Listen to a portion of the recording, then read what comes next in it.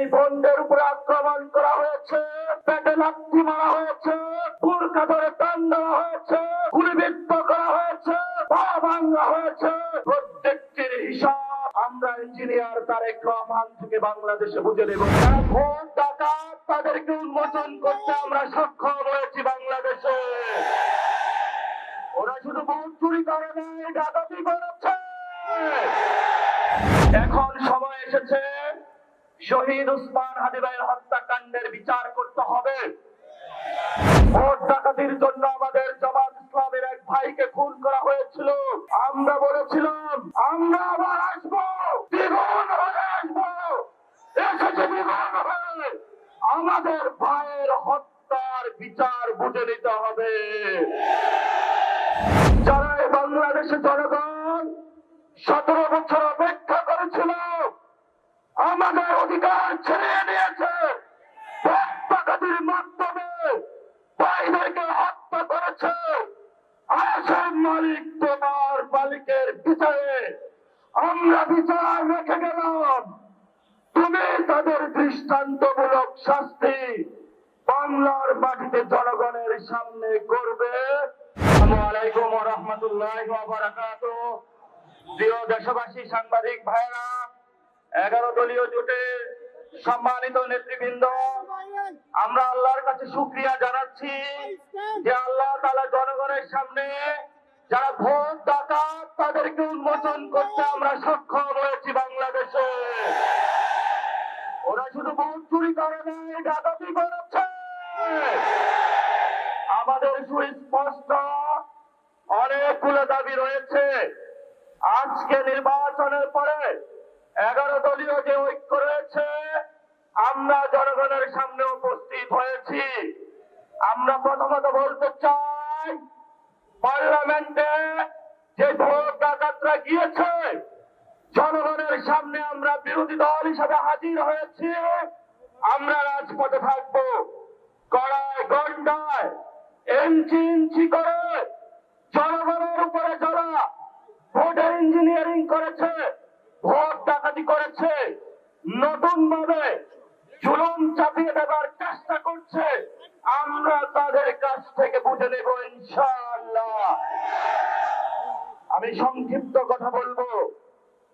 আমাদের ভাই শহীদ ওসমান হাদি আজকে আমাদের মধ্যে থাকতে পারতেন, সংসদ সদস্য হিসাবে ঢাকা আটেন। আল্লাহ ওনাকে শহীদ হিসাবে নিয়ে গিয়েছেন। আমরা বিচারের দাবিতে মাঠে গিয়েছি। আজকেই যেহেতু বিরোধী দলীয় যাত্রা হচ্ছে এই বায়তুল মুকাররম থেকে, আমি সরকারের কাছে আহ্বান জানাবো, দেশের কাছে আহ্বান জানাবো, প্রশাসনের কাছে আহ্বান জানাবো, আপনারা দ্রুত গতিতে শহীদ ওসমান হাদি ভাইয়ের হত্যাকাণ্ডের বিচার যাতে হয় সেই উদ্যোগ নিন। আমাদেরকে এতদিন বলা হয়েছে বিচার এবং নির্বাচন মুখোমুখি দাঁড় করাবেন না। আমরা মরিয়া প্রমাণ করিলাম যে আমরা নির্বাচন বিরোধী নই। এখন সময় এসেছে শহীদ ওসমান হাদি ভাইয়ের হত্যাকাণ্ডের বিচার করতে হবে।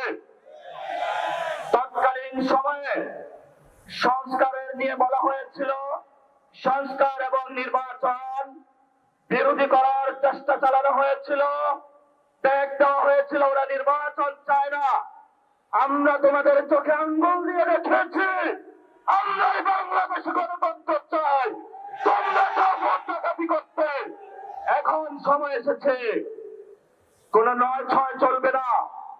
সংস্কারে জনগণে যে হা ভোটে ম্যান্ডেট দিয়েছে, দ্রুত বাস্তবায়ন করতে হবে।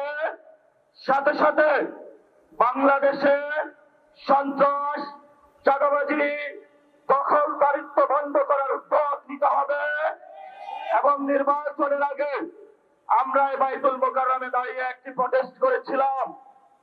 ভোট ডাকাতির জন্য আমাদের জামাত ইসলামের এক ভাইকে খুন করা হয়েছিল। আমরা বলেছিলাম আমরা আবার আসবো, দ্বিগুণ হয়ে আসবো, এসেছে দ্বিগুণ হয়ে। আমাদের ভাইয়ের হত্যার বিচার বুঝে নিতে হবে। রাজপথ সংগ্রাম জারি রাখতে হবে। যেই বন্ডের উপরে আক্রমণ করা হয়েছে, পেটে লাথি মারা হয়েছে, বুরকা ধরে টান দেওয়া হয়েছে, গুলিবিদ্ধ করা হয়েছে, পা ভাঙা হয়েছে, প্রত্যেকটির হিসাব কড়ায় ঘন্টায় আমরা ইঞ্জিনিয়ার তারেক রহমান থেকে বাংলাদেশে বুঝে দেব ইনশাআল্লাহ। আমরা একমাত্র ভয় পাই কার কাছে? আল্লাহ ছাড়া আমরা কারো কাছে ভয় পাই না। হে মালিক, তুমি আমাদের রক্ষাকারী, তুমি আমাদের রিজিক দাতা।